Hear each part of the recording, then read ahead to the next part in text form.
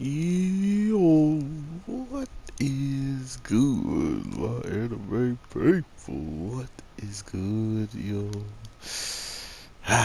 So, let's talk about these shows, man. I want to start with the Blade of the Immortal. See, now I'm pretty immortal in this game, and I'm using a blade.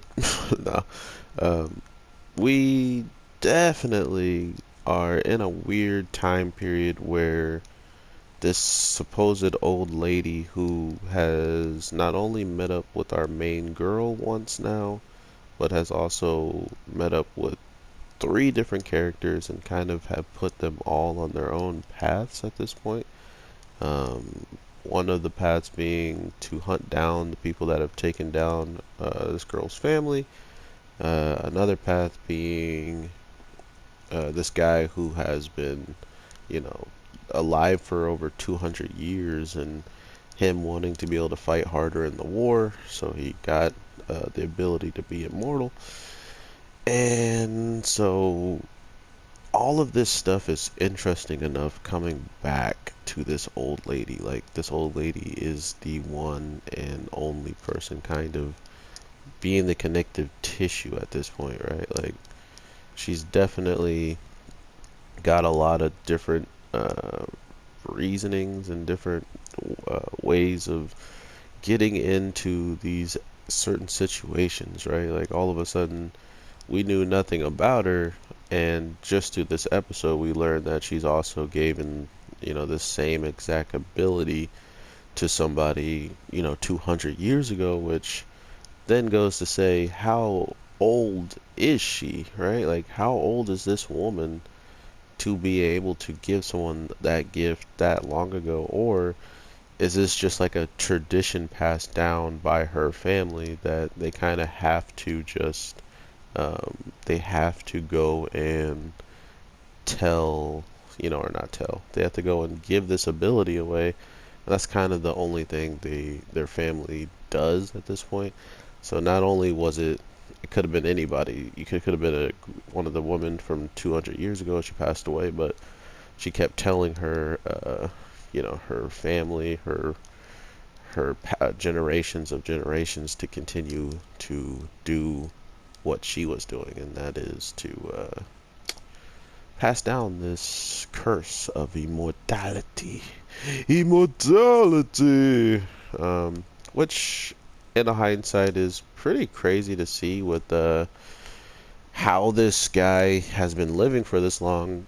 So he actually found a way to pretty much take himself out in a way, right? Like, not only did he know how to eliminate the overall curse of the immortality, he then decided to not just use it on himself and get it over with, right? He's like, maybe I should now go ahead and take my anger out on, I'm gonna take my anger out on everybody, embody everybody, and just see how things go from there. So, I don't know. I'm really interested in overall if there is more of this immortality business going on, because it felt like it was pretty like it was unique, and then all of a sudden now it feels much less unique. I mean, sure, it's only two characters and one of those characters have been taken out now, but how many times are they going to pull this off, or how many times are they going to use that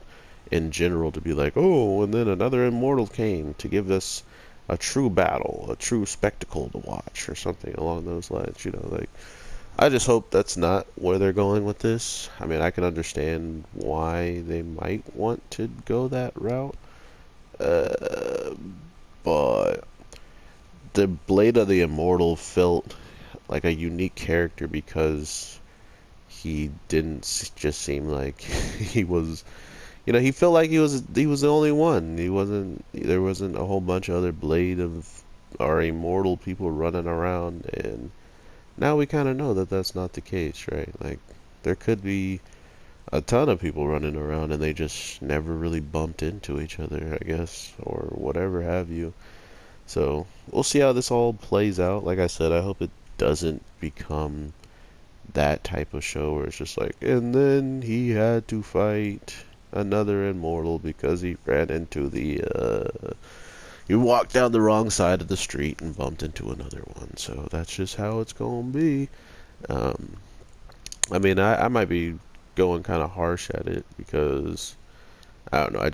It definitely shocked me to see that. Like, I was like, really? Like, we're getting this already, man. I thought this was a unique thing, and by it not being unique, definitely did feel kind of underselling the power of immortality, in my opinion. But that's just me. Let me know what you guys are thinking about this as a whole, because right now, I'm pretty sure it's safe to say that anything that continues to happen from here on out is probably going to be, uh, him continuously smashing random encountered people or even people that are looking for him. So it's going to be a lot of the same of that probably, and then, with a little bit of story here and there, which we did kind of get for this guy, with him living for over 200 years and, fighting when the shoguns were still like leaders and stuff like that. So we have an understanding of what's going on, but at the same time, we didn't even necessarily get that much of the battle on screen. Like, every time these two immortals would go at it, we practically knew that they were going to draw each other's bloods because it's just a perk of being immortal, right? Like, oh, I am immortal, so I don't need to worry about any, vital attacks, losing a limb. All these things are stuff for, losers to worry about. People who actually can die. Like, what a bunch of losers. So to think that that is kind of their lifestyles, that is their fighting style, is to kind of like absorb damage, instead of just dodging it, including with the girl really getting to the guy who's lived for 200 years by saying, you've been here for all this time and you've still been living life practically like a worm. Like, get out of here, bro. You're over here killing old ladies that, you forced to make them do stuff, and then you take their lives after you just made them commit like some of the heinous things that they would never want to commit. Like, that's very scummy.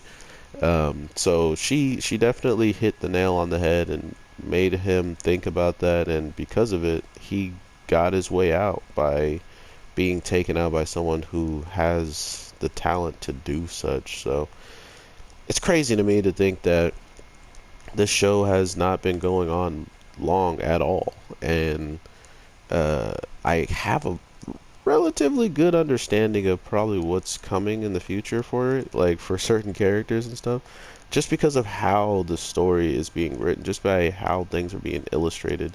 It comes really natural, and I think they're doing an amazing job because of it. So if they can continue this and make it, the story impactful and as good as it was for the people who watched it in the first place, I don't see anybody not picking up this formula of taking older shows and making them amazing, to look at yet again, or to hear the story illustrated in any way, type, or form differently. If there is any difference, I still got to go watch the old show.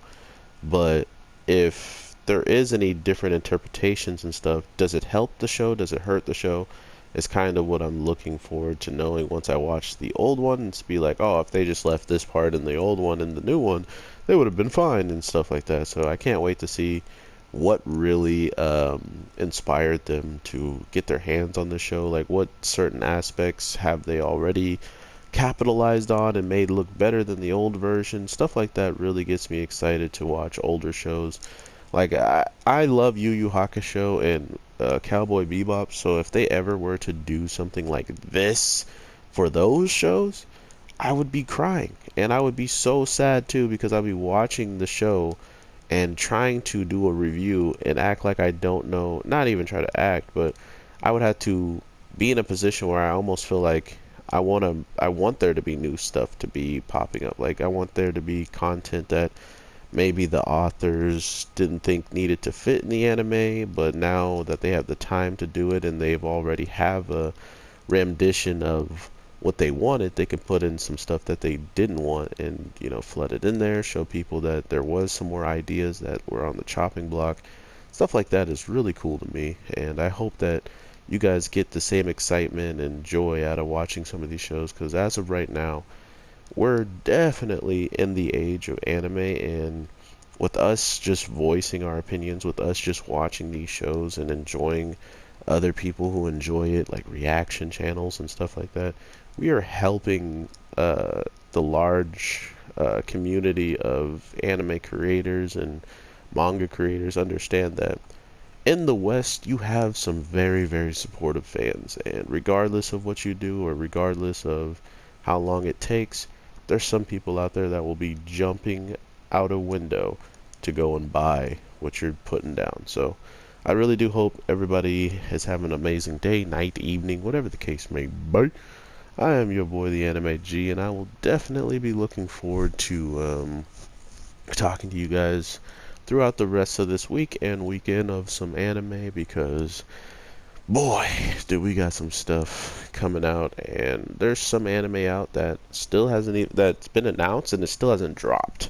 So I'm a pretty busy guy, and this game just really won't let me have that place over there. They're literally just gonna keep putting stuff in between me and this battle. That's crazy. But yeah, overall, have an amazing one. I will definitely talk to you very soon with more content, so I hope you guys have an amazing day, night, evening, whatever the case may be. I am your boy, the Anime G. I'll talk to you in the next one.